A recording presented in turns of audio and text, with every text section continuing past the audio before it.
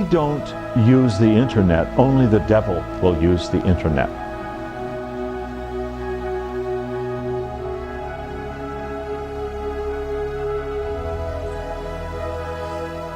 All right, good afternoon.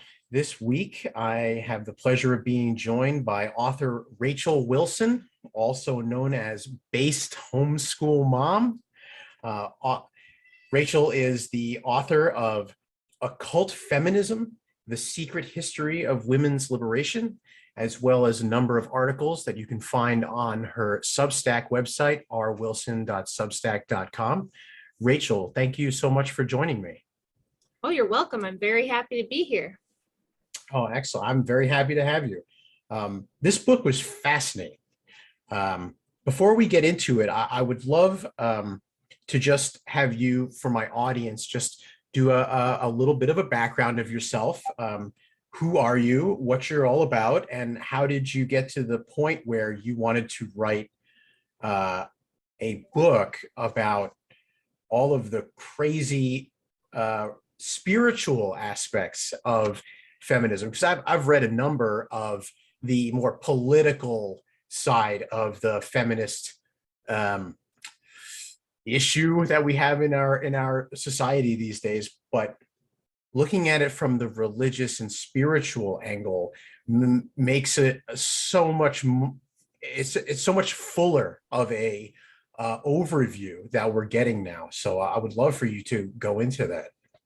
Sure. It's been like a long, winding road. If you would have told me when I was 20 that I would be doing this, I would have thought you were nuts. I would have never believed it. But it kind of started with me becoming a mom in a way, because I had my first daughter when I was 20. I was kind of always expected to follow some kind of an academic path or maybe like an artistic path. I was always in like gifted programs for art and music, and then also things like English and sciences. Like I thought maybe I'd go into medicine or something because I love biology and anatomy so much, and like really prepared myself to go to college. And I got so disillusioned with like public education that I just couldn't bear the thought of like one more day of school by the time I graduated high school. So I didn't really know for sure what I was going to do. Everybody was very upset with me. It was like, how dare you not go to college? Like, how could you even think about not going to college? If you don't go to college, you can't succeed in life, you know? And I kind of just thought that was nonsense. And I've always been kind of a person who does stuff my own way to an extent, you know? So after high school, I moved away from home, moved in with my boyfriend, and shockingly ended up pregnant. Who could have told me, right? For me, it was a very happy thing, and I was happy to be a mom, and I was just working a full-time job in sales and had my first daughter, and I never thought I'd be so maternal. That was kind of surprising to me. I was happy to be having a baby, but I was always like a big tomboy too. So when I had these like super maternal instincts toward my baby and felt myself like never wanting to leave her, it was a really tough thing that I was going to have to all of a sudden go right back to work. She was only a few weeks old. And I remember driving to drop her off at a daycare and thinking, wait a minute. So I'm going to bring my daughter to another mom, to a different woman, pay her half what I make to do the job I'd rather be doing that's actually meaningful to me, which is raise my own daughter, so that I can go work at a job that I don't really care about all that much. Certain, like before you have kids, you think you care about your career until you have kids, and then you're like, screw this career. You know, at least for me, it was like, it wasn't even in the same universe. And I just remember thinking, this is a really stupid system. Like who came up with this? How did we get here? And all the women around me were saying, this is how it is now. This is what we do now. You'll get used to it. The baby will get used to it. It feels unnatural and weird and sad, but you'll get used to it. You know, you'll get used to being away from your daughter for 10 hours a day, every day, and only seeing her for an hour or two before you have to put her in bed and get up the next morning and do it again. I just remember thinking, this is just, it seems so stupid to me. And that was like the very beginning of it. And as life went on and I tried to do things the worldly, modern way, I wanted more kids, and I ended up having more kids. And the more that I had, the more untenable it became to still work and be a mom. And long story short, I kind of ended up just really thinking feminism was not very good for me. I was constantly being told how great it was for me and how I needed to be thankful for all the feminists who blazed a trail before me so that I could, have a career and be independent and not need a man and all these things. And I just remember as the years went by, just being more and more disillusioned with it and feeling like, I don't think I'm with you on this, with and it's such an unpopular stance to take, to say, I don't know about this feminism stuff. I'm not sure it was so great. Yeah. And when I started to really question that stuff, and then just even voicing the opinion that maybe it wasn't the best, maybe it was better, like in my grandmother's generation, when she got to stay home with her kids and there was a family income instead of an individual wage, like maybe that was better for society. Maybe it was even better for women. It was like, even saying that could just get you absolutely attacked, by women who were your friends or your family. And then I saw feminists like Camille Paglia or some of the other academics who were starting to question, the later waves of feminism, also getting lambasted and slaughtered in the media and in academia and getting kicked out. And I started to feel like, wait a minute, this is supposed to be for women. They're always saying things like, women's voices are important. All women need to be heard. All women need to be believed. Women's opinions matter. Their voices matter. And I was like, well, except for mine, right? yeah. Their voices matter as long as they're saying what everybody else is whatever saying. We're supposed to, whatever we tell you, you can say. And so my mother was a very radical Marxist feminist. Oh, wow. Very, very like down with the whole cause of the Marxist feminist worldview. And I would debate with her and stuff sometimes, and that didn't always go well. And I just, that I'm petty enough that I will dig into like the history and everything and be like, how did this start? Like, how did we get here? And who was behind it? And I started to look into the funding and the political aspect and things like that. And that's what I thought the book would be about. By this point, I was homeschooling my kids because I wasn't happy with public school. My husband was working like insane hours so that I could stay home with we had 5 kids at this point. And so I had kind of just taken this battle on in a way, not really meaning to, but I just was saying what I thought. And it was like a thought crime, to be a woman saying, I'm not so sure about all this feminist stuff. And I guess I'm just petty enough that I was like, well, guess what? I'm going to win this argument. I'm going to find out what's going on. So I started thinking I might put something together. I started doing a few little debates online because I would argue on Facebook and different things, and people would say, kind of good at arguing this point of view. I haven't heard people argue it this way. So I started doing like live debates just on small internet shows for fun, literally just for fun. And so, I wanted to go in prepared with statistics and good arguments, and just started looking into the background of it more. And that went really well for me. And so my kids were getting older too. And I started to have a little bit of time comparatively, to when they were little. And I asked my husband, I was like, well, what do you think? What should I do? Like when they get older and they're all moving out and everything, I could start to do something, with my time. And well, what do you think I'd be good at? And he's like, honestly, you should probably say this stuff because no one else is saying it. Everyone else is scared to say it. And he was like, I think you have a superpower a little bit in the way that you don't mind being criticized. He's like, most women don't want to be criticized. They don't want to be confrontational in debates. And it's just not something women do. And he's like, you have this kind of weird talent of being able to handle that, and it doesn't bother you. So he's like, maybe you should just go for that. Yeah. And I had made friends with another author named Aaron Clary, who's pretty popular in the manosphere stuff. Yes. And he kind of gave me the same feedback. And he's like, I don't hear anybody saying these things. I don't hear anybody talking like this or making these arguments. And he's like, maybe you should just go for it, do a book or, maybe do a stream or something. I don't know, whatever you think. So I thought, okay, maybe I'll write a book. Maybe that would be cool to write a book because then someday, my grandkids can be like, Grandma wrote a book, you know. I honestly didn't think it would really be a big deal. Mhm. So I started digging into the history of more of like what you were saying in the beginning of the politics and the funding. Usually if you look into who's funding movements, you can really unravel a lot of what they're about. And I did that, and it's in the book, but I was shocked and did not expect to find that when I was looking into the backgrounds of all the suffragettes and the early feminists, and even like the second wave feminists in the 60s and 70s, that so many of them were spirit mediums or occultists, or like had their own female orders in the Golden Dawn, like high level occult stuff. Mhm. And I just kept running into it over and over. And I was like, oh my gosh, I think there's more going on here than just mere politics. Yeah. In the course of writing the book, I've really found that almost every battle we think is political is really spiritual.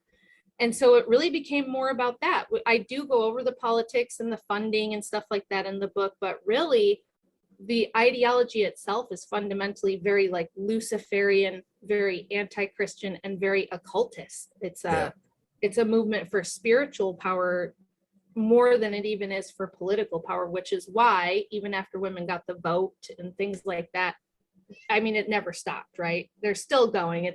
They're never equal enough, right? For feminists, it's never equal enough. And I always say, well, how do we know when we'll be equal? And they don't have an answer. They just are going to keep going. So that's kind of how the book was born. And I didn't know if anyone would ever read it,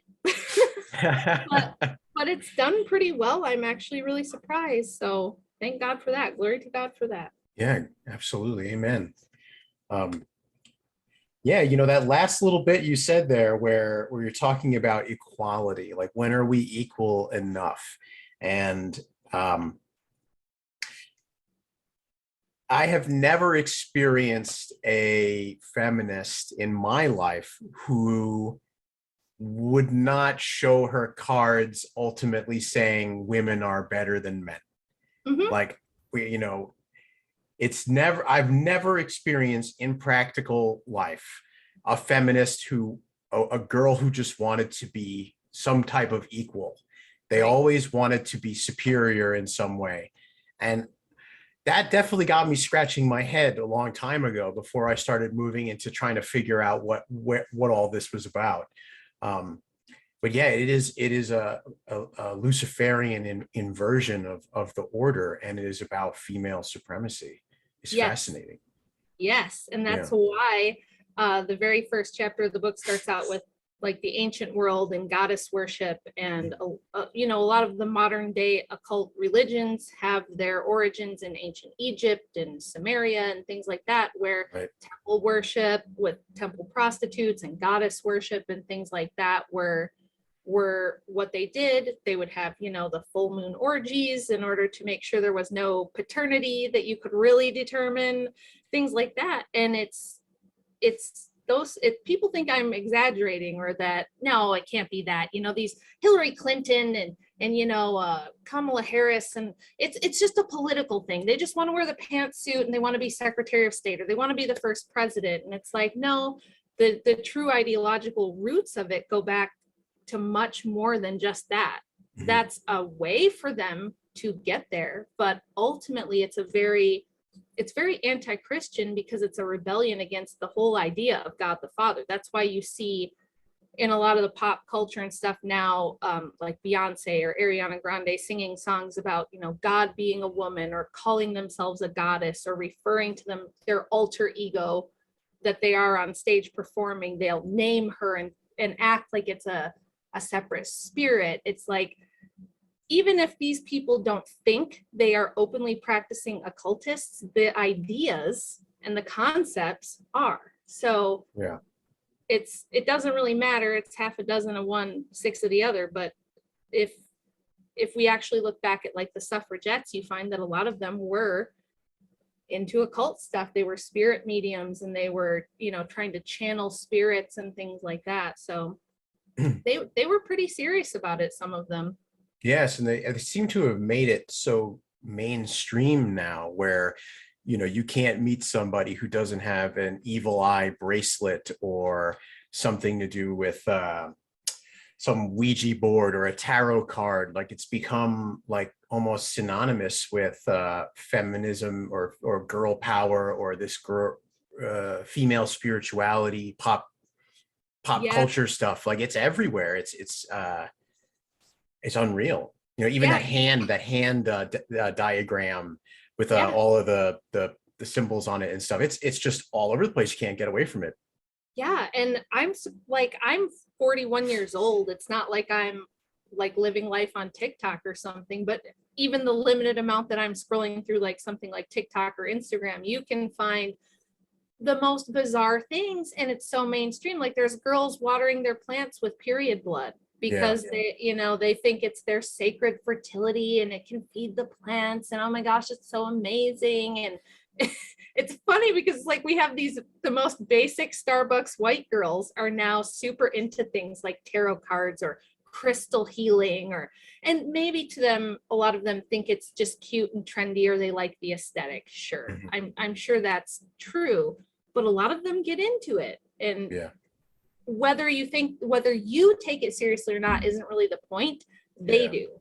And like you're looking to it as an alternative to Christianity because, well, the Bible says things that feminists don't like. In fact, you'll notice in the book that Elizabeth Cady Stanton, who was best friends with Susan B. Anthony, and they did a lot of their activism together, she rewrote the first 5 books of the Bible with 38 other feminist activists and suffragettes, and they took out all the patriarchy stuff they didn't like, and they took out any references to God being referred to as male, or Eve being the first one to be tempted in the garden. They took all that out.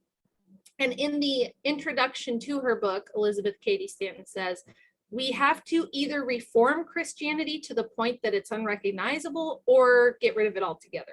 Mhm. Because we'll never have our feminist utopia with Christianity. We can't. It's too patriarchal.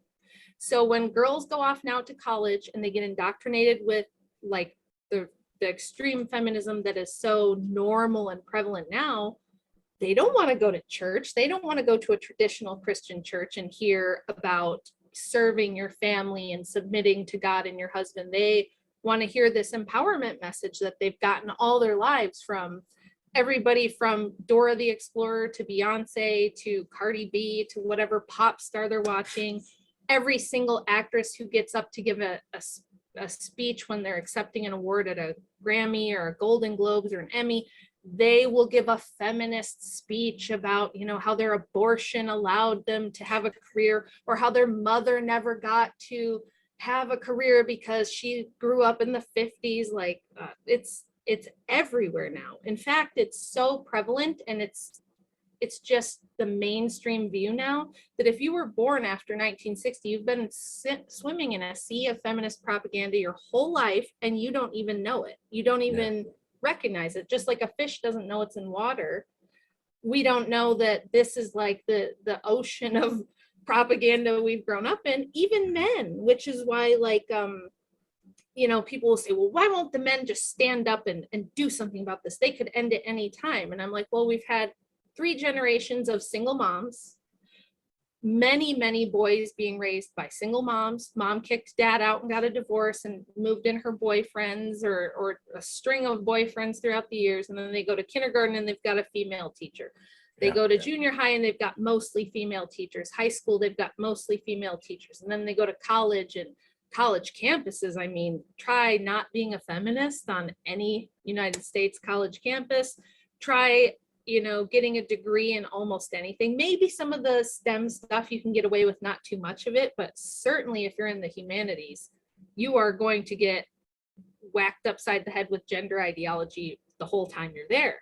Mm-hmm. So why would we expect that men who've grown up this way and this is all they know are gonna like fight back or resist it? I mean, even if I just say to a man, like, what I have men get angry with me on Twitter and be like, well, why do you hate women? And why do you think they shouldn't be able to do things? Why do you want them to be chained to a stove and forced to give birth until they die in childbirth? They will fight tooth and nail even to defend this, because it's one of those things that's like, well, of course it is. It's just a given. Feminism is good. Of course it's good. How could you say it's not? Yeah. I've run into the same types of personalities too, especially outside of the world that we find ourselves in now. Like just in the, the outside world. Like I work in technology, and I came up through art schools in the early 2000s and stuff. And I'm guilty of much of this thinking myself, just because it's like you were saying, it's the water around us. We don't even realize that it's any other way, and we take for granted the fact that the people who are teaching it to us are our authorities, and of course they're right there. They're the teacher, right? They wouldn't be lying to us. Right, and that's why in the book I also talk about how everything that we as a society think we know about feminism, ever since they made gender studies an official discipline in the universities in the late 60s, early 70s, what kind of people do you think decide and set out to be a gender studies professor? Certainly not somebody coming from my point of view. It's going to be someone who's already an indoctrinated feminist and very committed to that cause. That's who's going to become a gender studies or a women's studies professor. And what they did when they started to have their own discipline in universities is they said, look, the history's all wrong. We've got to change the history. Because if you get old textbooks prior to the 1960s, you won't find any of this garbage that they're teaching now. Mm-hmm. Because they said we got to rewrite it from the standpoint of the oppressed. Because prior to the 60s, it was all written by white oppressive men. And so it's their version of history, which isn't correct. And they call this standpoint feminism. So they have an actual academic excuse, is how I look at it, to change the history, rewrite it, and tell it in a completely different way. Because they're saying, well, this is our truth, right? We hear this all the time. It's my truth. My truth, yeah. There's no objective truth. It's my truth because women were oppressed. So we have to tell women's history from the standpoint of an oppressed woman. Now, if you go back and look, like I did, women, it's harder to find the oppression than you would think. It's a lot harder to find the oppression than we would. Yeah. I was looking at Mary Wollstonecraft in the 1700s. She's, has a business, is getting paid to write pamphlets and books. She's hanging out in academic circles with the giants of her time, like Thomas Paine, the American and French revolutionaries. She's traveling all over Europe and the world. She's having babies out of wedlock. She's having affairs with married men. Nobody threw her in jail. Nobody burned her at the stake. She got mild criticism for these things, you know what I mean? But she did whatever she wanted. She made a living. She lived however she wanted. So I thought, well, that's weird. If women were so oppressed, how was that possible in the 18th century for her to be doing this? Right. So then, of course, you dig in and you find out, oh, women were allowed to do lots of things. They were allowed to own lots of different kinds of businesses. They were allowed to inherit property under different circumstances. And so when you dig in, it's not really how they've told it to you. You know what I mean? Yeah. But according to these people, if you're not allowed to have abortion on demand up until 40 weeks plus, then you're oppressed. From their point of view, that's how they're going to tell the story. So I was like, someone has to push back. Somebody has to be more objective here and argue for the other side, and men can't do it. If you were to try to write a book like the one I wrote or say the things I say in debates, you would be like run out of town with pitchforks and hanged or something, because you're a dirty, evil, oppressive, patriarchal slave master who wants to enslave women. So yeah, guilty as charged. Yeah, I get the looks that I get sometimes when I question to women their presuppositions. Mm-hmm. The looks that it looks like they've never heard such a thing. Aghast, I would describe it. Aghast. Yes. Yeah. I have a whole folder on my phone of all the hate mail and hate comments that I get. Some of them are really amusing and kind of funny just because they're so like, it's funny because the first thing these people will tell me is that I'm not educated and I have no idea what I'm talking about.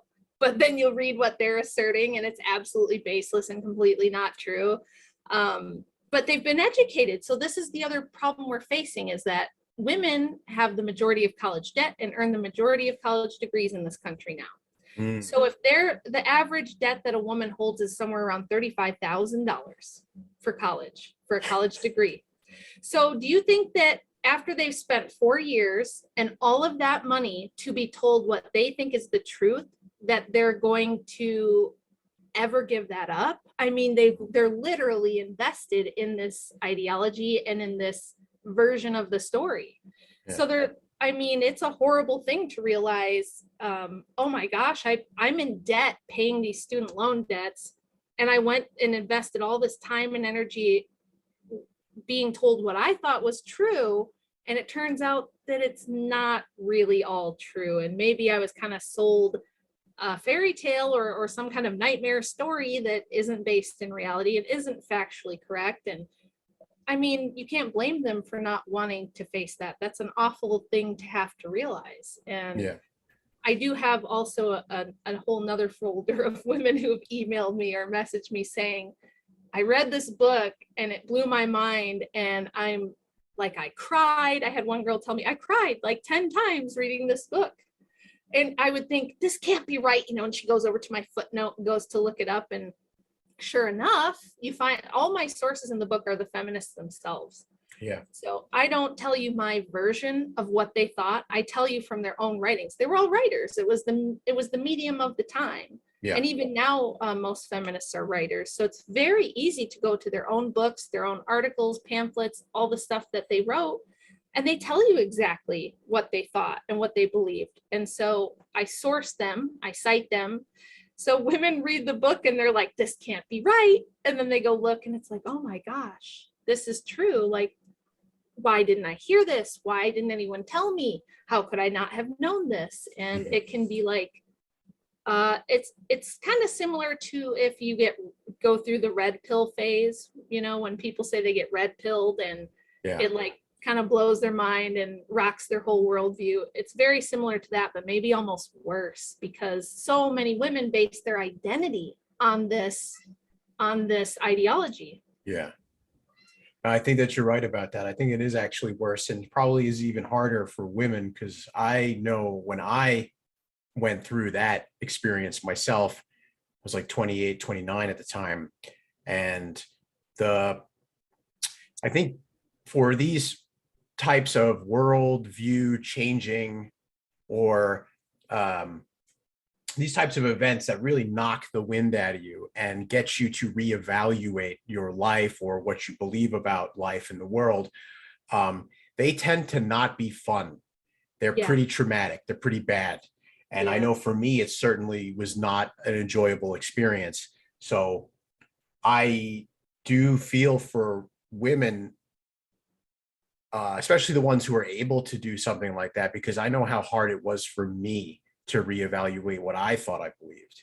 And I'm pretty detached from my emotions as is, you know? So like for a woman, I can only imagine it's quite a bit more of a task. Yeah. It's a paradigm shattering thing to hear the other side of it and go and read what these women wrote themselves and find out the things that actually motivated them, find out the things that they did. I mean, a very common thread in all these early activists was, you know, we're talking about women in the 1800s and the first half of the 20th century. Most of them, almost all, were married and had children. They found children and they found this ideology and they abandoned their family. They left their kids. They left their husband to go join the fight and join the cause and have open relationships and things. And this is, you know, 100 years ago or more that women were doing this. And, you know, it's the only version of these women I hear, even when I was researching the book, it got a little nauseating at times hearing, you know, if I wanted to listen to a university lecture about Margaret Sanger, they gush over her like she is a hero, like you would think she was Jesus from these women's point of view, or, you know, pick any of them, pick Victoria Woodhull or Susan B. Anthony or any of these feminist activists from the suffrage days or even up to the 60s. And it's like, when they talk about them, it's like, oh my God, she was so brave and so courageous. And she was a rabble rouser and she wasn't going to take no for an answer. And look at what she did for us, and look at the trail she blazed, and they're just gushing. It's like, you're not allowed to question these goddesses, these icons, these saviors of women, right? So when you go read their life and find out they were doing awful things, like leaving their 2-year-old and just abandoning them and taking off to another continent, which was so common for so many of them, it's like, well, okay, maybe they weren't saints, and maybe they weren't perfect angels, and maybe they didn't have purely selfless motivations for what they were doing. And it shatters the paradigm of like how women think, and it makes them question all kinds of stuff. So it can be a little rough, but I've gotten some really great emails. That's why I wasn't sure what would happen when I put this book out. I was like, maybe no one but my dad will read it. Maybe only 5 people will ever read it, and it'll just be a cool thing I did for myself. But it has gotten out there, and it's gotten around, and I've gotten a lot of emails from women saying, wow, I had a university education. I really thought I knew everything there was to know about this, and I didn't know any of this stuff. And they're mad. A lot of times they're mad because they're like, I paid to be educated. Mm-hmm. Why didn't I hear like all the facts? Why was I only told certain pieces that made this look great? So that's I hear that a lot when people, people who were like hardcore leftists, and then maybe during the Trump era, they were trying to dig in and have arguments with people, and they got kind of red pilled. They would say that. They would be like, well, why wasn't I told this? And how it feels like the information is being gate kept, because it is.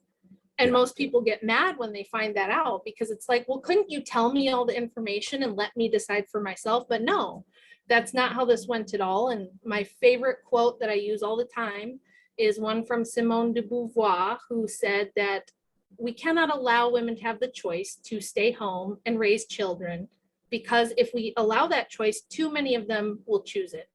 So we have to take that away.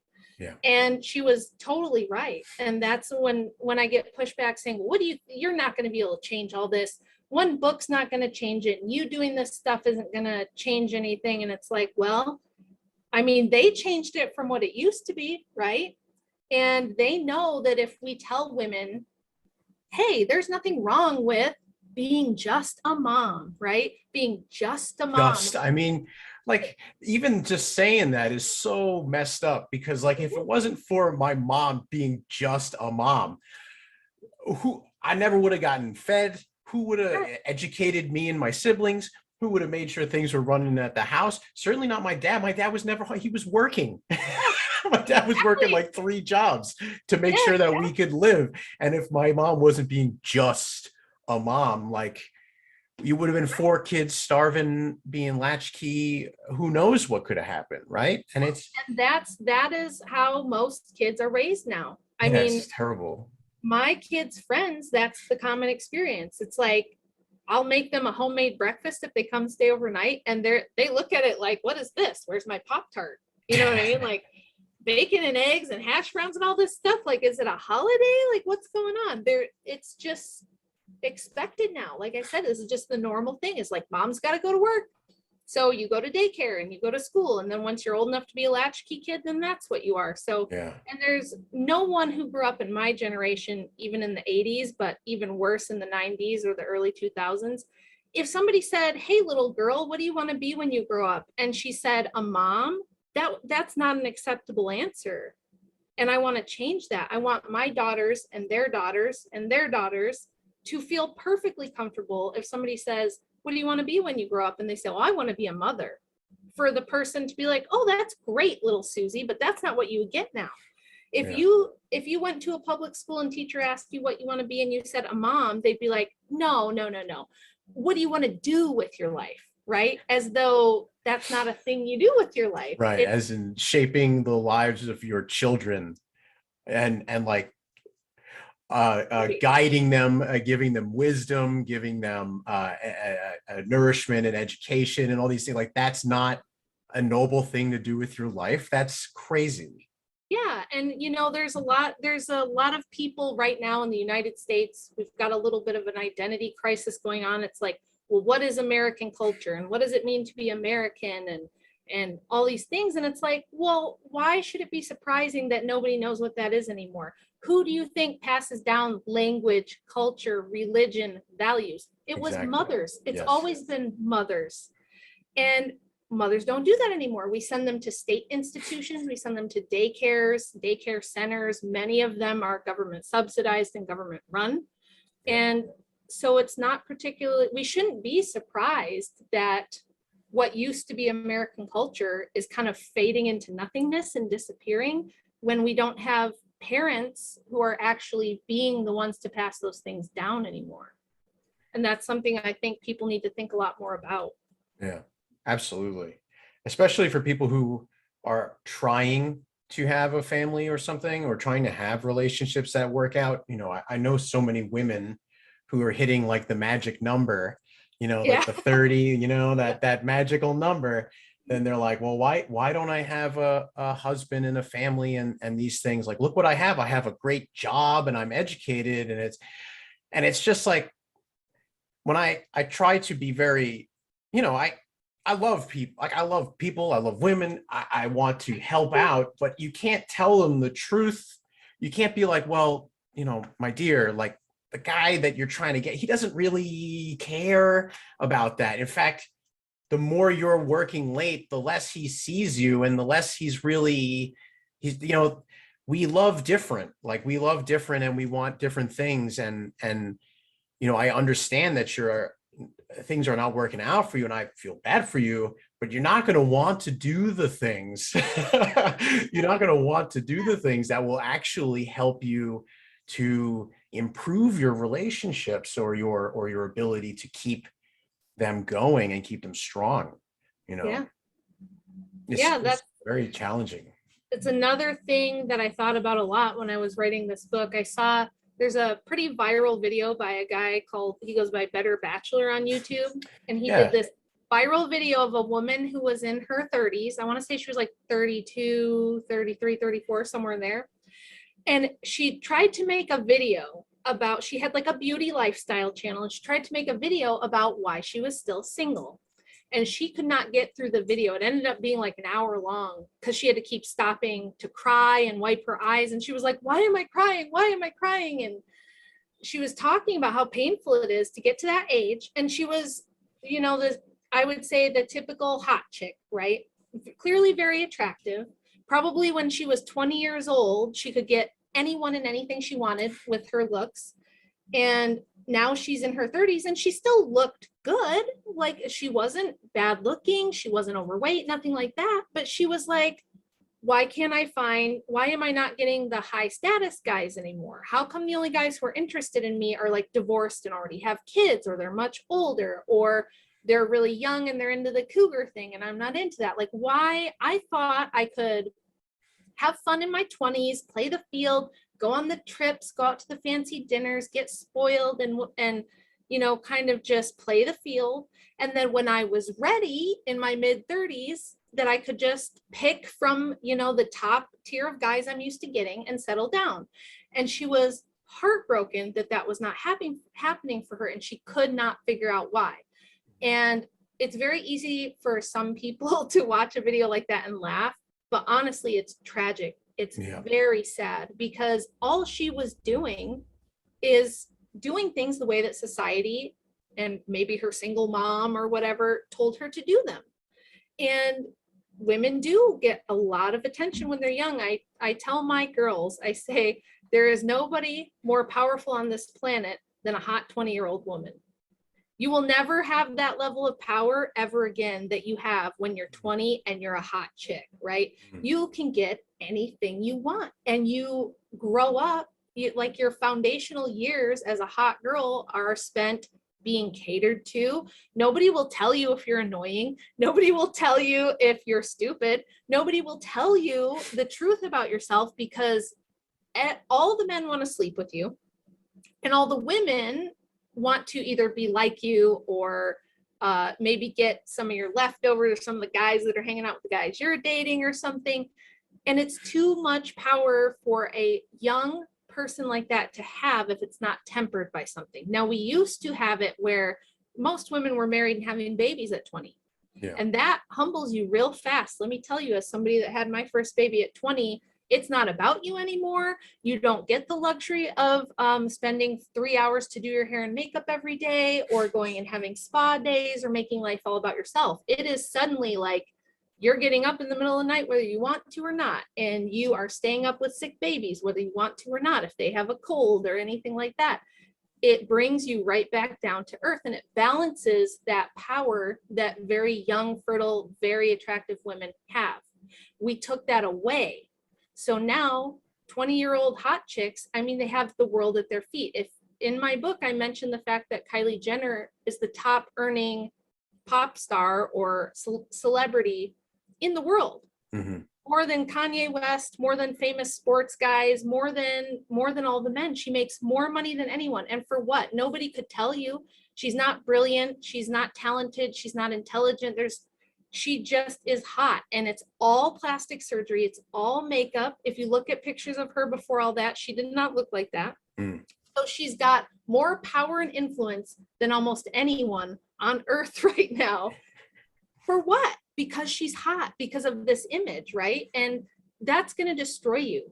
There's nobody that can handle that amount of power and not have it like corrupt and influence them. So when you watch these women that have that experience, they get to 35 years old, and it's like, I always tell them, because they'll say, well, I'm going to look good when I'm 35 because I take care of myself and this and that. And I'm like, it won't matter. Put you next to a 20-year-old, it doesn't matter. You could be the world's hottest 35-year-old. I put you next to a 20-year-old who's hot. Nobody cares. That's it. It's over for you. And they might think that that's cruel, but I don't think it's cruel, because men don't get that. As a 20-year-old man, even if you're handsome, athletic, talented, you have money, you still don't have the power and influence that hot chicks have, right? So it's like nowhere near. And nature doesn't let you get away with murder like that, you know? That's what's so funny about it's really funny, because like at 20, a man is like basically a child. Yes. You know, he's got nothing really to offer. Right. A woman or anybody really, he still needs to cut his teeth. He needs to become, you know, but at 20, a hot woman, she can get whatever she wants. And, you know, but it eventually does swap. Whereas you're in your mid 30s as a man and you have some established life, you can do what you are supposed to do. You need to be the leader. You need to be the one that can guide yourself, your wife, your family. You need to pay the bills, make the hard decisions. And then a woman at 35, no matter how good her situation is, you know, she physically can't command the same amount of power. Yeah, you're at the end of your reproductive years. So men don't ever get to experience this weird thing where you're 20 years old and you have all this incredible unearned power, right? Men have to provide value. Yes. So they have to be able to accumulate resources. They have to be competent. They have to provide some kind of value before women will look at them. Even if you're good looking, like I said, even if you're a hot 20-year-old, if you don't either have money, status, influence, or value, or talents, or something like that, girls don't care. Women don't care. Yeah. So why do women expect that when they're 35 that men should care? You know what I mean? But they don't think of it that way. Nobody thinks of it that way. And it might sound like a harsh reality. And the first thing that women will say to me is like, well, we need to change that. We need to change that because it's not fair. It's really and it's just cruel. And it's like, no, because that's not what's good for you anyway. If you were able to continue, so like Madonna is a great example. She just turned 63. She's still trying to pull off the hot 20-year-old thing. J-Lo is another one. She's 53, still trying to work the hot 20-year-old. It's like, how long do you want to be sexy for? You know what I mean? The sexy grandma thing. So like J-Lo's last movie flopped because it was a story that should have been about a 20-year-old and just nobody's buying it. It's like, yeah, she looks good, but we know she's 53. You know what I mean? 20-year-old dudes aren't knocking down her door to have babies with her, right? So if high status men can pick anyone they want, why would they pick someone who's at the very end of their fertile years, right? Why would they pick someone who's 36? Yeah. if they want kids or things like that. They won't. And you can think that that's mean or unfair, but like I said, you have to think of it from men's perspective, where they don't get that. Men don't turn 20 and be attractive and just get everything they want. Oh no, that everything that men get has to be earned by providing some kind of value. So once you realize that, then you realize, oh, okay, maybe it's not cruel and unfair and mean. Maybe this is just how things work. Women have, the bulk of their reproductive power when they're young, and men get it a little bit later. We're on different timelines, and we can't expect for women to be able to do this hot, sexy grandma thing and get away with it. It doesn't make sense, right? And this is why you see now we're having a population collapse. The birth rates are so low right now that it could be very catastrophic. Elon Musk has started finally talking about this. My husband's been harping on this for years on his show and things he talks about, but there is something more to life than you. We do have a duty to future generations, to the future humanity, but that's not what people want to do now. It's all about status and clout and what you can get right now. And you get older and find out that you're not happy and it didn't do what you thought it would, and you're not fulfilled and you don't know what to do. That's why women hit their 30s or 40s and a third of them are on antidepressants now. That's so what's so I don't insidious hate women. about it. I'm trying to help them. I don't hate them. I'm trying to help them avoid that tragic trap. You know what I mean? Absolutely. That's what's so cruel about this whole thing, is that under the guise of liberating women and giving them the freedoms they think they want, and filling their egos up and telling them how it should be and all of these things, what winds up happening, and the fruits of this ideology, plan, way of thinking, are single, depressed, sad women who don't understand why they're in the spot they're in, blame everybody else, and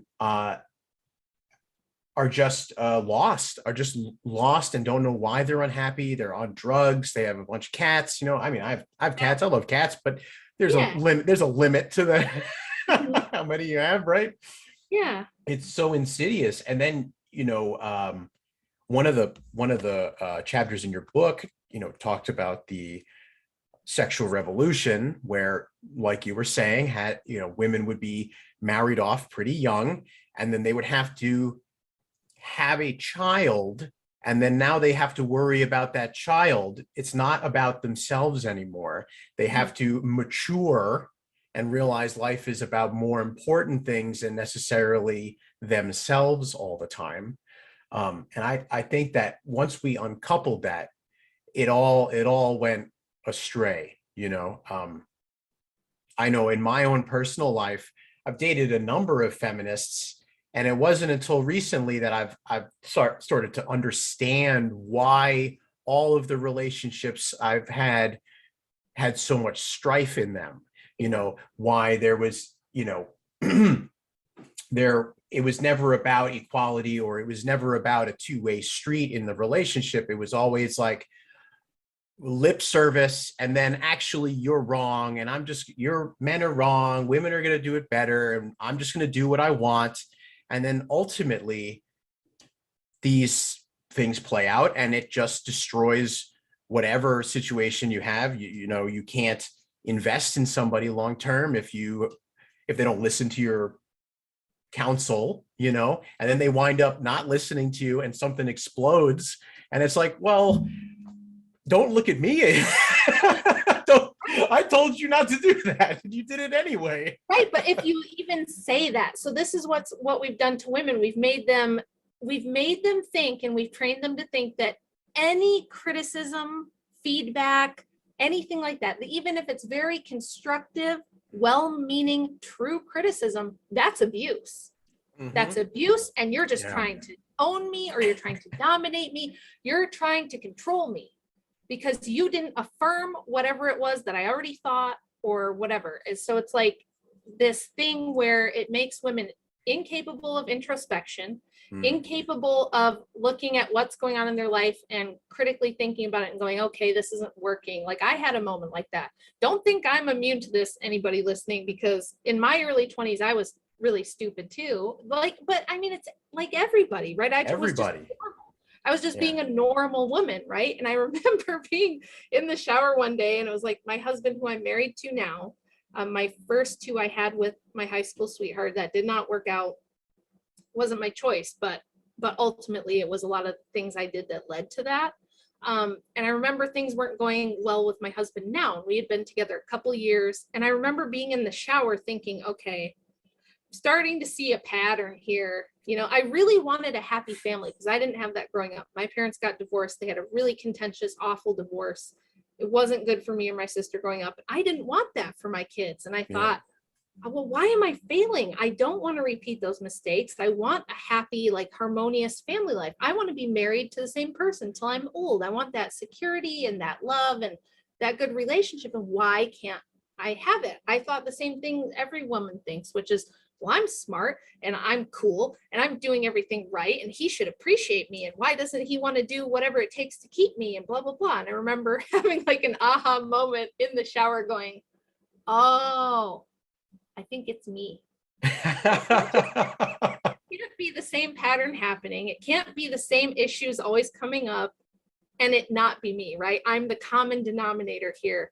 And I remember realizing like, okay, saying to myself, if you want a guy that you can depend on, trust, that you can trust his judgment, you can trust him to provide and take care of you or handle things when things get really rough and you're like scared or you're worried or you don't know what to do, maybe you also can't step all over his dick all the time. You know what I mean? Sorry to be vulgar, but it was like, I realized I had to pick one. I either get a doormat, right? Or if I want this leader of a man, well, then I can't be constantly challenging him on everything and only nitpicking and criticizing everything he does while also thinking I'm immune to criticism. And so like, again, this is hard to do. It's hard to look at yourself as a woman and go, oh, shoot. Maybe some of the strong woman stuff isn't helping me as much as I thought. Maybe I do need to, you know, change the way I'm thinking, change the way I'm acting. That's hard to do. It's hard to look at yourself and realize that you're screwing up and that you're part of the problem here. And women are told that if anyone ever tells you that, girl, you just walk away, because if he can't handle you at your worst, he doesn't deserve you at your best. That kind of nonsense. And that's what women hear, and that's what they see all over the place. I see women online saying this crap. They're like in their 60s getting their 4th divorce and repeating these mantras to themselves, going, well, if he can't handle me at my worst, then he don't deserve me at my best. And it's like, lady, at what point are you going to realize that it's not all the men? It's you, honey. Like it really is you. Like your whole way you think is off base here, and it's not going to work. You're never going to get that. If you're incapable of introspection, if it's never your fault, you're immune to criticism, you can't have a happy relationship. You can't. You've made sure that you can't have it. Yeah, that's true. Yeah. It's rough out there, guys. it is. Yes, it is rough out there. I mean, it's they say it's hard. I believe it's Rollo Tomasi who says it's dirty work unplugging guys from the Matrix. Yeah. And that's true. I don't try to do that. I don't try to unplug anybody. That's not really my goal, though I can't be dishonest with them. I have to give them my own opinion, but I'm the misogynist always in the conversations. Me too. I have been called a bitter misogynist. So that's what I always call myself. Somebody called Jay Dyer a bitter misogynist on Twitter the other day, and I was like, hey, that's my That's shit. me. I'm the bitter misogynist, okay? No stealing my turf. That's right. Yeah. So you know, it's tough enough with guys, but I think it's amazing that you've gotten emails from women saying that their eyes are opening up reading your book. So I think that's fantastic, because you know, it's only going to help ladies. That's the thing. Like it's really, okay, it's painful, but if you want a long-term relationship that's going to work and going to give you what you ultimately really want, which is some guy who cares about you, who will be there for however long we're going to be alive. And, you're, as long as you're pleasant enough and, you don't make life too hard for the guy, he's going to care. He'll care about you. Most dudes will care about you. You just don't make their life hard. And don't always be exactly. Yes, that's exactly it. And you know what else is a great thing? It's, for me, it was like this huge relief to be like, wait, I don't have to constantly be competing with men and trying to prove myself and trying to power struggle with them, which you don't realize you're doing, by the way. You don't realize that's what you're doing until you start to take the patriarchy pill and realize that you're wrong. But, like I said, I was a tomboy, and I feel like if I can do this, anybody can do it, because I'm a firearms instructor. I shoot guns, I lift weights, I do a lot of traditionally like male aggressive things, but I'm also really like maternal and feminine that way. Like I'm everyone's mom. I want to just hug you and bake you cookies. I'm kind of both, you know what I mean? Yeah. And when I let all this feminist stuff go and I just stopped letting it control my thinking and what I was doing, was a huge relief to be like, wait, I can just be a woman and that's enough. Like, that's enough. That's awesome. I can just be a mom. I can just kiss the boo-boos, bake the cookies. I mean, it's not like it's not hard. Like I said, taking. That's the thing. Being a good mom is a full-time job in itself. Yeah. It's an incredible, like, I don't know where women have gotten this idea that being just a mom is like something beneath people, because I look at what I would consider being, like, if I were a mom, right? I just try to put myself in someone else's shoes, getting kids up in time for school, making some food, making sure there's stuff in the groceries, knowing what's in places, running, like managing the house and managing all these things. Like, that's a full-time job. It really is. And one of my biggest pet peeves is that we have trained entire generations to think that motherhood is something you do on nights and weekends, if you have time, right? If you get all your other things done, then do some mothering in your spare time on the side. And it's like, we wonder why kids are committing suicide at younger ages than ever. There's all this bullying going on. More and more kids are on pharmaceuticals for things like anxiety, depression, bipolar disorder, ADHD. We can't figure this out. We don't know why this is happening. Could it be that there is no rock in their life? There's no stability. There is no real parenting going on, because the message we're sending to kids is everything else is more important. And I'll get to you after I get to everything else in my life. You're like a side gig. You're a part-time hobby if I have time for you. And that affects people very deeply, and nobody talks about it. Nobody wants to talk about that. And yeah, motherhood is truly a full-time job. Certainly if you have more than one or two kids, but even if you only have one or two, it's a lot. Yeah. It's a big deal to manage an entire household. Like my husband will tell people all the time, he's like, my wife takes care of a lot of things, a million little things. And it's not always super glamorous or anything, but once they're older and you've successfully parented and now your children are going off into the world and they're functional, they're happy, they're stable, they have meaning, they know who they are. Wow, there's like no better feeling of accomplishment. And then you realize that is going to ripple down generations. Like me trying to raise my kids as well as possible and give them the best foundations in life is going to affect their kids or my grandkids, and it's going to affect their grandkids, and so on and so forth. Yeah. What do you think you're going to get in your corner office, as an administrative assistant or an HR manager or whatever your job is, right? As a woman, you will die and they will replace you the next day and not give a second thought about it. And that's it. Your impact is over and you're done. So if you want to leave a mark, if you want to have a legacy, putting everything you have into motherhood and then being a good grandma and a good matriarch of an entire family and a community and in your church, that is influence. Like if you want to have some influence in your community and the people around you, that's a 1,000 times more effective than working a job. and paying the taxes and everything that goes along with it. You know what I mean? So it's a terrible deal that we've been handed as women, this feminism stuff. We were promised this beautiful, shiny package, this wonderful existence. You're going to have it all. And then we grow up and we get that, and it's not what we thought it was. In fact, the top 20 careers that women hold now are almost the same they were 100 years ago. Doesn't seem to matter how much we push women into STEM and engineering. Seems like that's just not their interest, funnily enough. You know Funny how that mean? is, yeah. And they're doing the same things they would be doing for their own family, but instead they're doing it for a corporation and paying the government a ton of taxes and neglecting their own family and their own marriage and their own life in order to have that privilege. So you go be a nurse, or you go be an assistant, you do HR, you are a daycare provider, any of these things that are in this top 20 career list. It's the same things women have always done, but now you're doing it for a corporation. So if I go and manage a Subway, and I'm managing the kitchen at a Subway, and I have my own franchise, and I'm in there teaching people how to make the sandwiches, and I'm making the sandwiches, and I'm ordering the stuff, that's empowerment. But if I'm at home, you know, buying the groceries and budgeting for my own family and teaching my children how to cook and making them dinner and running my own household, that's oppression. Right.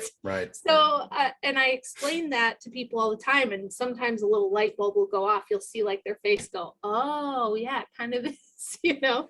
Yeah. So the resistance I find is, I hear this pretty commonly, is that, well, doing that second thing, being, you know, running your home, doesn't make you any money, doesn't make you money. And my question is, it's like, well, what do you think your husband is doing? Right. But that's not my money. Well, do you get denied things like when you ask for stuff? Like, is that what it is? Are you just, you don't want to be denied? And ultimately, I think it comes down to, well, if it doesn't work out, then I have nothing. And it's like, well, you're already assuming that the relationship is not going to work out. Like you've already decided, like, well, I'm not going to invest and work at this, because if it doesn't work out, then I have nothing. And it's like, where does this thinking come from? Where does this, you know, I think, you know, like you were saying, you know, we've had so many generations of broken homes and a detachment from the natural order of things. What's objectively right and wrong, you know, my truth and this, like, no, like, what's truth? Who's the truth? And what is the correct way of doing these things? And 3-4 generations ago, it was real easy. Anybody in America probably could have told you, or at least banged out the basics on that one. And we are so far from it now, where people just assume these things don't even exist anymore. Yeah, it's like a silly pipe dream to think your marriage is going to work out. You know? Yeah. It's like, and people will tell you that all the time. They tell me that all the time. In fact, one of my favorite things, that the mean comment I get the most frequently is, I can't wait until your husband leaves you for a younger woman and you get what you have coming to you for saying these things, right? They're hoping that my husband leaves me for someone younger so that I can get my just desserts, right? For talking this way about feminism. First of all, why would you wish that on me? That's pretty awful. But second of all, it's like, what? My husband has responded to this before, where he has said, what makes you think I want to start all over with some 20-year-old girl who can't stand me, thinks I'm a patriarchal oppressor, wants to change me, change everything about me, wants to pester me about what I'm doing with my time or what I'm spending my money on, is not the woman that has raised my children to love and respect me, is not the woman who has, you know, helped me grow over the, he's like, are you insane? He's made a big investment in me as well. You know, having a family with me, all the years that he's worked so I could stay home, it's kind of stupid for him to just dump all that and like go pick up a 20-year-old. And he says, God, that sounds exhausting, you know? It like, does. No, he's just like, no, thanks. That sounds really stupid. So if women thought a little bit more about like what they're bringing to the table for the man. If you really think you have it all and you can make a man's life so much better, then it doesn't make much sense that he would just ditch that for no reason. Like start over with a 20-year-old who is a witch and has a gender studies degree and is going to constantly be lecturing him about how he's not feminist enough. Like, that doesn't make any sense. In my view, it's like my plan seems way less risky than your plan. Like if we're talking about future security, I feel like my plan is more secure. And I've got kids that I'm very close to. You know, they're not going to grow up and feel perfectly justified leaving me in a nursing home thinking, well, you dumped me in daycare for 14 years so that you could go work. So now I'm dumping you in an old folks home because I have to work, right? And it's not like I'm trying to leverage the kids and make them take care of me. I'm just saying they feel close to me.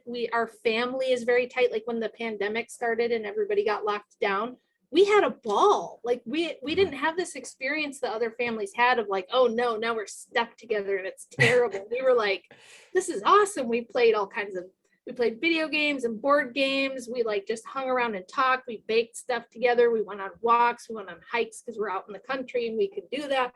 We had a great time. It wasn't like as stressful and awful for us because we're used to living our lives together. That's the other thing is like right now, most households in the morning, dad gets up and goes to his place of work. Mom gets up, drops off the kids wherever and goes to her place of work. And you've got your son's in this building over here at school and your daughter's in this building over here at school. And no one's ever together that much. Yeah. Everybody's living these compartmentalized, isolated lives. And then every once in a while they get together. And so this is another thing you hear repeated all the time is like, oh, I could never stay home with my kids all day. They would drive me insane. I would hate it. And it's like, what a sad thing to think of time with your own family as like torture or like boring or tedious or something like that. Yeah. It doesn't have to be like that.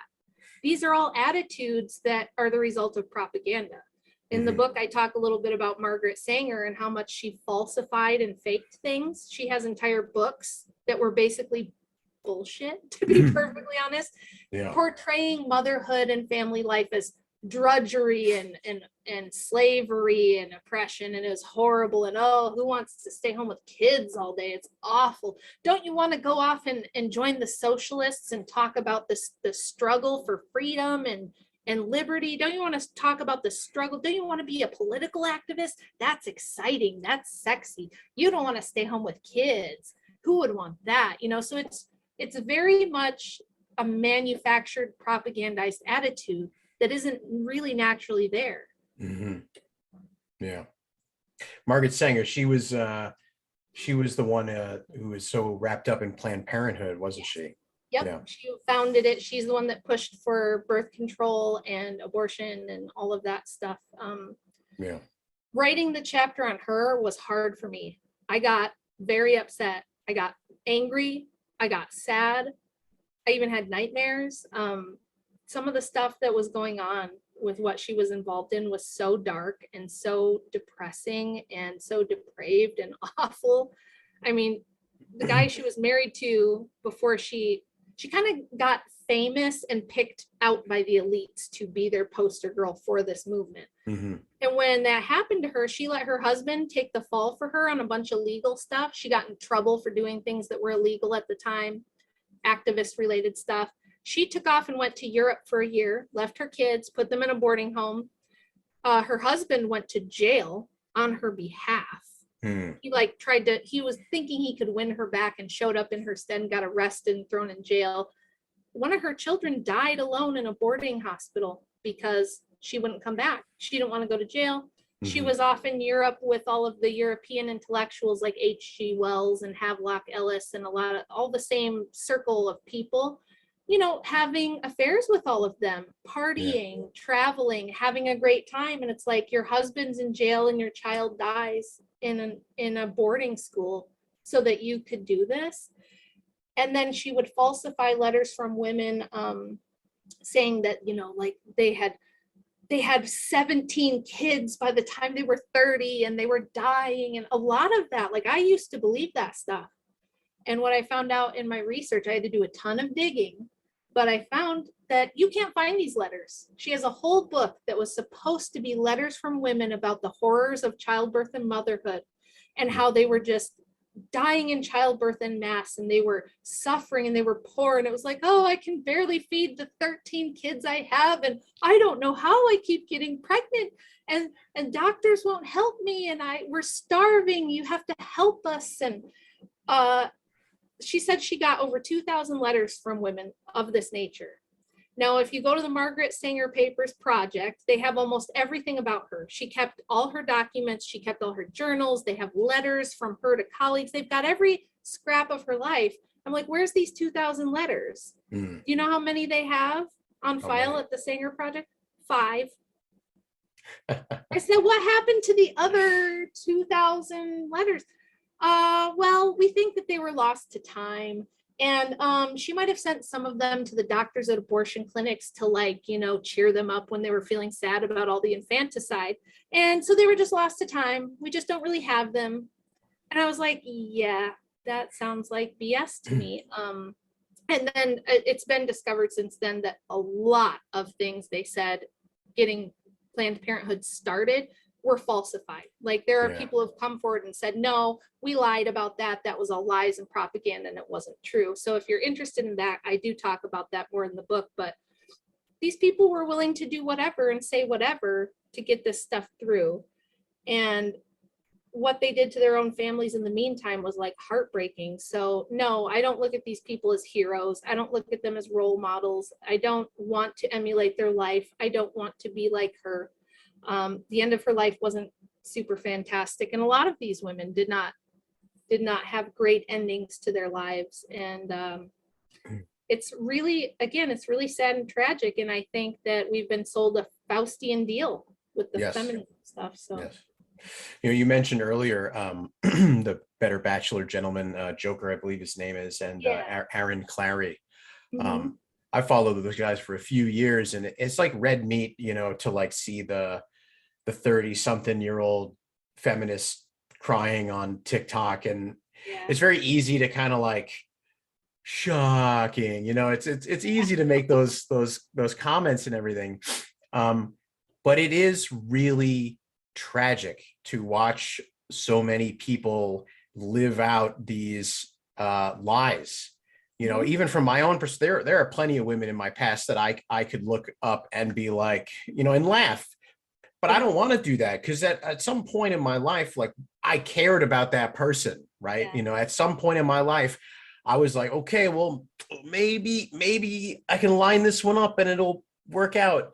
And it, you know, I didn't want their life to fall apart. You know, I didn't want ultimately these things to happen. But you know, you're only one person out of the pair, so it's like you can only do so much, right? But it's tragic watching so many people's lives like really spiral out of control, and you can only imagine, you know, what's going on with them. And we're seeing it more and more, you know, and the internet just kind of gives you a window into people's lives, and for whatever reason, people seem like they just cannot stop. They cannot stop posting their personal life on the internet for whatever reason. So it's everywhere. It's everywhere. It is. And we started this talking about how I was shocked to find that this was all very Luciferian and occult oriented. That really shouldn't surprise us, because if you and I are both Christians, and I know, like, maybe probably most people listening to this are, but maybe some people aren't, and they don't care. And they're like, I don't care about that element. But you should care in this respect, which is that if, say, Satan were real, okay, say you don't believe about that at all, you don't buy it. If Satan were real, what better plan could there be if you hate humanity, if you're jealous of humans, you hate humans, you want their destruction and their suffering and their demise, you want to tear them away from the God who created them in his image, to convince men and women to hate each other, to convince them that babies are icky and boring and gross and stupid, and that life is about money and status and experiences and traveling and having fun and self-indulgent behavior. And to take away the one thing from women that emulates the ascetic life, right? Motherhood is a very ascetic proposition. It really aids us in our salvation as women to be mothers. If I were Satan, if I were real and I were Satan, that's what I would do. I would tell him, don't do that. Don't do that. You don't want to submit to a man. That's like submitting to God, right? And you don't want to have babies because then it can't be all about you, and you're going to have to self-sacrifice. You're going to have to learn to be willing to give of yourself even when it's hard. You're going to have to make your life one of service. That's not sexy and cool. That's stupid and dumb and boring. So instead, it's always sold as liberation. And this is another thing that happened to me writing the book was, if you're an American, you have this liberty paradigm that liberty is like the ultimate ideal for us in the Enlightenment Liberty West, right? But once you stop and think about, well, liberation from what and for what? Liberty is always for vice and sin. It's never so that you can do virtues. No one's, liberty is not what you need in order to live a virtuous life. It's what you need in order to have a vice-filled life. So women's liberation is there so that women can live a life of self-indulgence, sin, and vice, and avoid all the self-sacrifice and service that they do as mothers and wives. And again, I know this is not a sexy thing for me to be selling. It's not as fun as telling you that you should go have an OnlyFans and make $10,000 a week showing your lady bits on the internet to perfect strangers, and that's power and that's influence, and you're going to get money, you're going to have fancy cars, you can afford all the plastic surgery that everyone has to have now, right? We all have to have half of us be made of silicone now, apparently. But I mean, that's the deal. It's like you either go one direction or you kind of go the other. There's not very many people that end up in the middle. So it's like, what were women liberated from? They don't want to tell you. That's why it's kind of hidden. That's why nobody knows this stuff. That's why people read my book and they're like, how could this be? How could this be true? Because if they presented it in a factual way, it doesn't sound very good. It sounds pretty evil. It sounds pretty bad. It doesn't sound like it's all that good for women. It's certainly not if you have more of a Christian worldview. I guess if you were an occultist or a Luciferian, I know perfectly well there are witches who've read my book and think it's awesome. They think it's a story about bad bitches, boss bitches who got what they want. They went out there and they got what they want. They told all the men, you're not going to tell me what to do, and I'm going to get in touch with my inner goddess and find my power and this and that. But I mean, you're welcome to do that, but I don't think it's going to lead where you think it's going to lead. And my main concern is all the women out there who think they are Christian women and are following this ideology without realizing it. It's in all the churches. It's even in the Orthodox Church, there are women that I find that have a really hard time just breaking out of this mindset. And they're like, yeah, I hear what you're saying, but what about this? Yeah, I mean, I kind of agree with you, but you're not saying that we shouldn't, have careers. Like, why can't I have a career and this, and it's like all this bargaining, right? Trying to have your cake and eat it too. Now, my kids are grown up. I wrote this book, and I have, of course, there are some men on the right who are like, if feminism bad, why you write book? Feminism bad, why you write book? Men write book, and like, yeah, I wish a man would have written this book and I wouldn't have had to bother with it. But generally, men aren't interested in this. Men don't want to sit here and read. Do you know how much feminist literature I had to read? Yeah, I can only imagine. This book. I always say to my husband, I'm like, I will not feel bad, like, if this book does well, just because I had to read all this awful feminist writing for 2.5 years to get this done. What man wants to do that? They don't want to do that. And like I said, you guys can't really fight this the way that a woman can. I am a mom. I am a woman. I am somebody who could have had a big career if I wanted to. But I decided that my kids were more important. My family mattered most to me. And that's what I built my life around. And when I was doing that when I was younger, it was really hard. I got tons of criticism from friends and family. really close friends and family saying, you should be working, and why aren't you working, and why are you just staying at home? You guys could have more money, or you could be doing so much with your big brain, or whatever thing they thought I ought to be doing instead.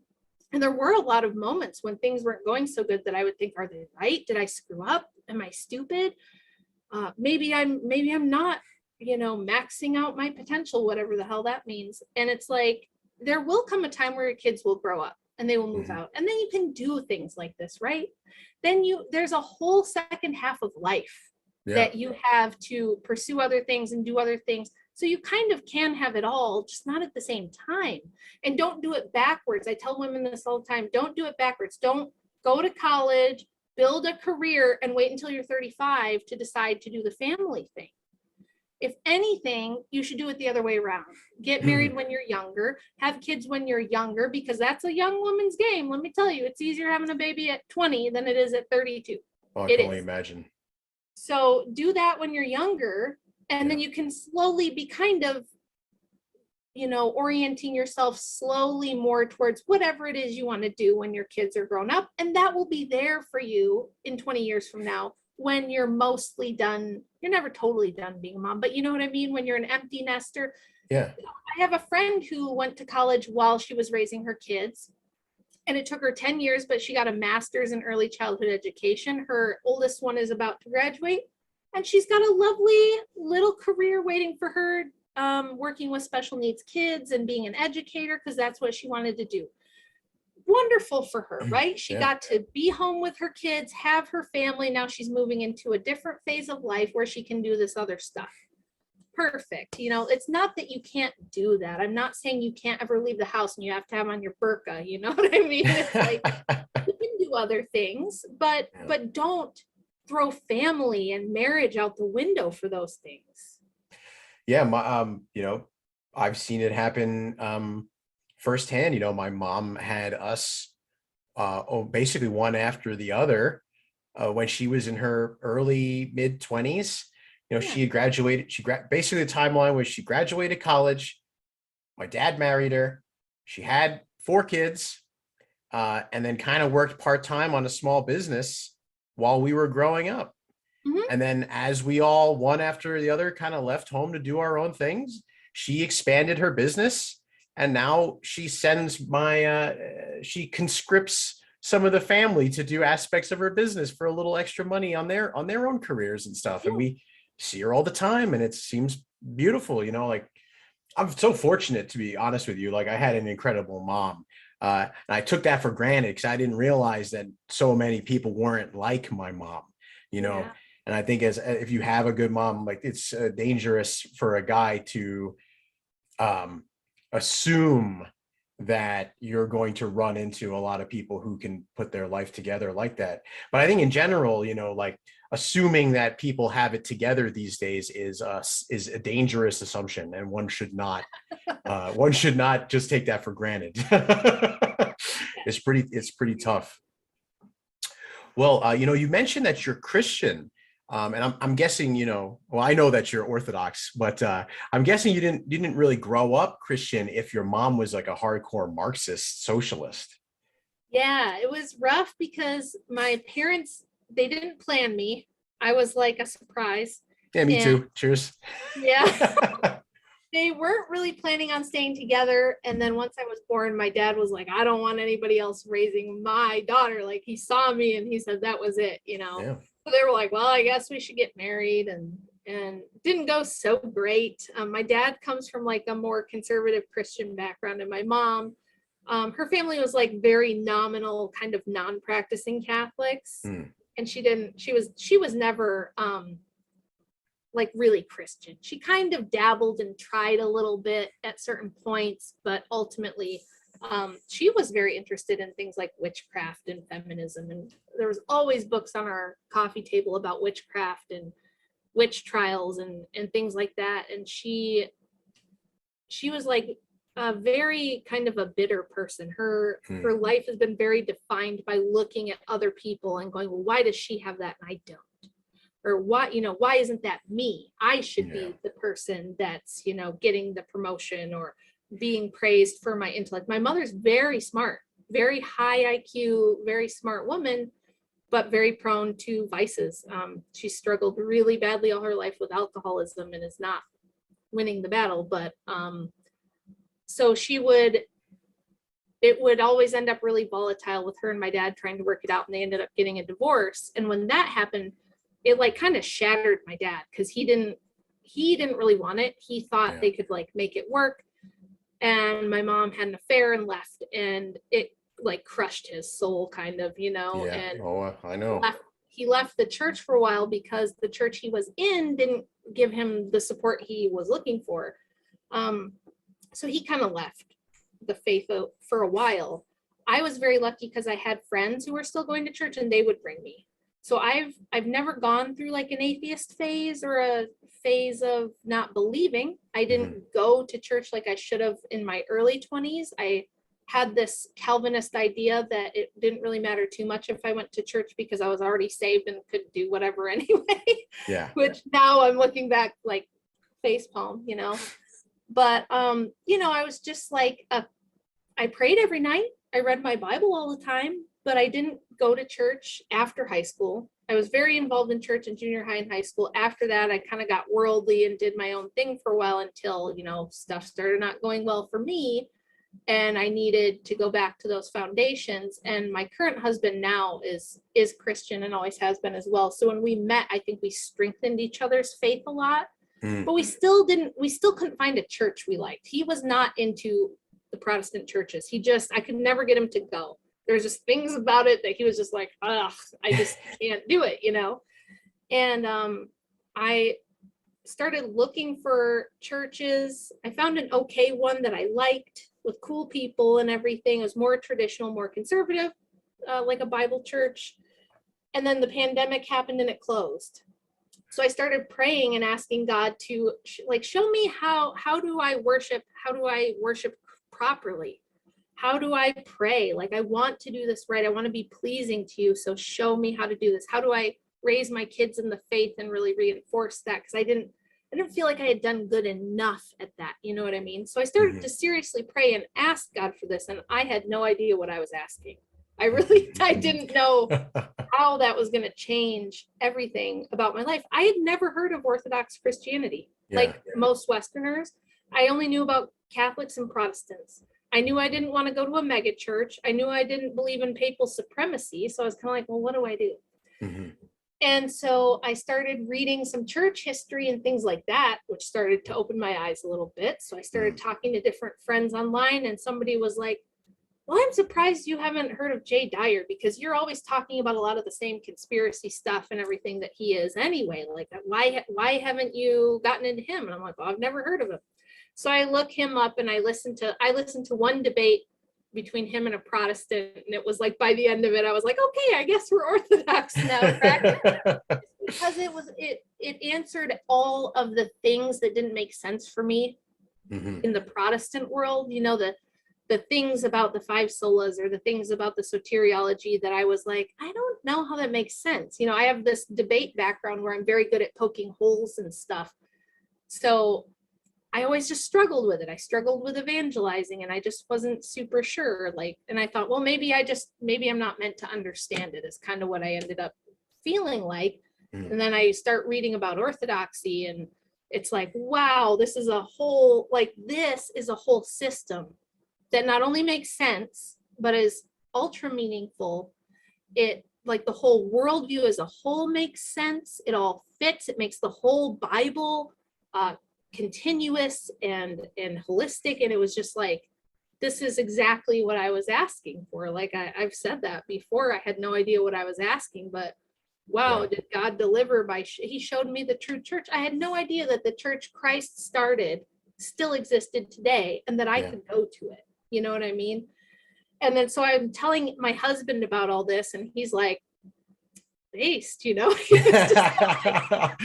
was the first time that church sounded kind of good to him. Like, he wanted to find this out. He had dabbled a bit in Freemasonry when he was young. So he knew that, like, the dark side of ritual stuff was real. Yeah. He knew that. And so when he was reading about the church, he was like, this is the counter to that. this is how we combat that. This is the antithesis of that.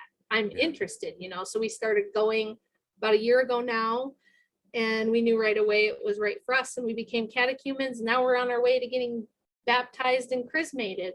Awesome. So glory to God for that. Yeah, absolutely. That's fantastic. That's a great story. That's great. Yeah, I don't have as exciting of a story as some of the people who came from like New Age or different things and found it. So sometimes I'm like, I don't feel like it's a very exciting story. But even if you are not Orthodox, if you are truly praying with your whole heart to find Christ and his church, you'll find it. He will deliver. He will show it to you, and you'll find that it's orthodoxy, Mm-hmm. Yes. So I've been super encouraged too, that I've gotten a lot of messages from people saying they felt like my book was a good defense of orthodoxy, or that it made them interested in orthodoxy. And I didn't even really write it that way. I guess that just kind of came through.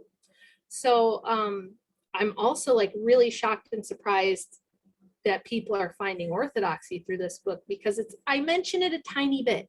It's like kind of woven in there, but it's definitely not the theme of the book. It's not like in your face about orthodoxy, but somehow or another that comes through, and people are giving me that feedback too. So it's been better than I could have ever imagined. And I'm already working on a second one, because there was so much stuff I couldn't put in the first one. I didn't want it to be an 800-page, totally intimidating thing, so. Yeah, when it showed up and it was like real slim, I was like, okay, I can get through this. I can, it's gonna be a good one, and there's pictures in it. Yes, it does. Well, That's some great. of it is like because the ideas are better visually explained. Absolutely. So I felt like there were parts where pictures were helpful, but yeah, Like that cover of Miss Magazine with Kali on it. Isn't that nuts? It is insane. Like, and I've showed that to a couple of feminists, and they recognize it instantly. They know exactly what it is. Yes. Oh my gosh. It's crazy.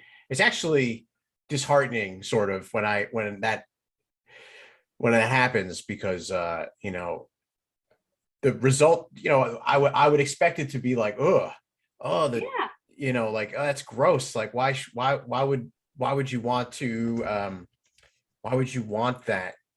Why would you want to be reading a book about the destroyer, and they're advertising abortion and all this other stuff? And when you said that your husband had kind of dabbled in Freemasonry, and he saw the reality of the occult world, and I hear people say like awesome, like when they see ugly imagery, like cruel, ugly imagery, I know that's like reifying my faith, because there's only one way, like, you could look at that and think it was great. There's only one way you could like not see abortion as child sacrifice. Yeah. It's that. And I was there too. Like, I went through kind of like the occult, weird, new agey garbage. And I was a miserable person for a long time. Like, and I knew I would be attracted to like that darkness, those dark imagery and these things. But at the same time, my life was also hell. Like, I was not happy. There was no order. It was chaotic. Things were happening to me, and I couldn't put myself in any place. And I could see that people who read your book connected to orthodoxy, if they're familiar with it, because orthodoxy shows the holistic worldview that you're talking about. Like, it shows the proper order of things. And when you know that's the case, and you can see the opposite of it, the evil occult side of it, your brain can start putting these dots together if you're have an analytical mind. Yeah. So I think it's fantastic what you're able to do with this book, and I'm glad to hear that.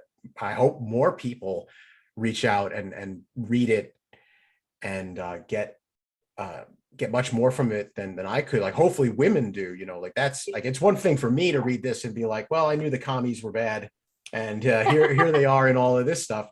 But now I can see the spiritual side of it too, and that's great. But if for women who want to get out of these terrible cycles in their life and really want to, heal themselves. I hope that they read it. Yeah, it's intended to break spells. That book is intended to break those spells that people are under, that they don't know that they're under. And it's like, just think about it for a second.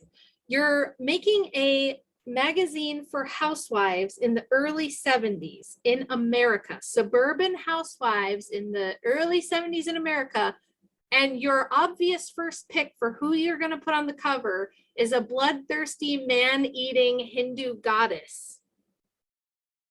Why? Yeah. Like nobody thought about why. Nobody Yeah. thought that was an odd choice. Of course, if you know what I know about Gloria Steinem and the people who helped her set up Ms. Magazine, it makes perfect sense. But just on its face, like, oh, you're starting a magazine for housewives in the 70s? Sure. Why not put a bloodthirsty man-eating Hindu goddess on the cover? It's crazy. She wears, men's heads around her neck. She wears men's severed arms around her belt. She has men's blood dripping from her mouth. Let's put her on the cover of Ms. Magazine, the inaugural cover. So it's like, in a way, they're telling you, Oh, yeah. they're telling you. Yeah. But we just don't see it because of all the programming and the propaganda. And so like a lot of the stuff that I write on Substack and things like that is helping to break that programming, because it's everywhere. It's in everything that you're looking at. It's in all the media that you're consuming, and people don't even see it. But once I point it out and they read it, they're like, oh my gosh, now I'm seeing it everywhere. And that's how it is, Absolutely. Yeah. Well, I know that you have something to do after this, so I would love to be respectful of your time. So at this point, I would just love to hear like what's on the menu for Based Homeschool Mom coming up here shortly. Like you were talking about your extended version of Occult Feminism with all the the textbook version. The next book is going to be a little more in depth. This one is a very easy read. It's kind of more entry level. It's pretty dense, with what's in there, but it's not something that's going to take you a million years to read or be like, you're snoozing while you're reading it, hopefully. The second one is going to be a lot more about, this book just covered the West, right? I had to narrow the scope down to like United States and England, where a lot of the feminist stuff was going on. The next book's going to have a lot to do with the Bolsheviks and the Soviets, Eastern Europe, other parts of the world, and what was going on in those countries at the same exact time regarding feminism and this dialectic between, the liberty and capitalism in the West and the socialism, communism, totalitarianism in the East, and how they both somehow ended up with the exact same feminist ideology. How could that be the case unless Really there was makes an you underlying, an underlying spiritual ideology? And then many of the people who pushed feminism and set it up were involved with intelligence agencies. They were part of spy networks. They attended a lot of the same conferences, and they knew each other. You would never think that like Bolsheviks and Trotskyites were kind of canoodling with a lot of these Western, they're pushing feminism on the basis of liberty in the West, and then they're pushing it on the basis of workers of the world unite, socialism, communism in the East, but both are getting abortion, feminism, destruction of the family at the same time. So the two sides doing that is fascinating to me. And there's some crazy, you think there's some crazy ones in this book. There's some crazy ones in the next book. The Bolsheviks had their own Margaret Sanger, and she was arguably worse. Oof. So yeah, there's some nutty things. And they had their own secret department of occult studies, just like the Germans and the English and the Americans had. So there's a ton of meat on that bone. So this one, I'm in the research stages right now and working on that, and just doing a few little media things here and there. I have a lot of people reaching out to me about homeschooling now that I've talked about that a bit. I got to go on Tucker Carlson and talk about homeschooling. So now I get a lot of requests for things having to do with that. So just kind of doing that and still mothering and homeschooling and going to church. So yeah. Yeah, that's right. I caught your segment on Tucker Carlson. Congratulations. That's pretty big. Yeah, that's awesome. I thought I was getting trolled when that happened. That's wild. Yeah, when they reached out to me, I was like, haha, very funny. Yeah, right. I think they were serious. And they were like, no, it's legit. So That's yeah, awesome. that was Excellent. a cool opportunity. The more parents I can get involved in parenting, homeschooling, any of that stuff, I think is a big win. So Excellent. Well, Rachel, I want to say thank you so much for taking the time to come on here and talk to me about your book and, sharing with us a bit of your story, how you came to Orthodoxy. And I just wanted to tell you how much I enjoyed the book, and I'm looking forward to the next one. And everybody can find you on rwilson.substack.com. Are there any other links that you think that they could follow? Yeah, I'm Rach for Patriarchy on Twitter, Rach, and then the number 4 Patriarchy on Twitter, Rachel for Patriarchy on Gab. And I do a little bit of writing for Gab News Blog, so you can find me on there sometimes. And then you can find the book on Amazon. If you don't want to go through Amazon, you can find me on any of the socials and DM me, and I can get you like a signed copy if you don't want to go through Amazon as well. Right on. Right on. Yeah. Well, Rachel, thank you again, and glory to God for all things. Yes, indeed. Thank you so much for having me.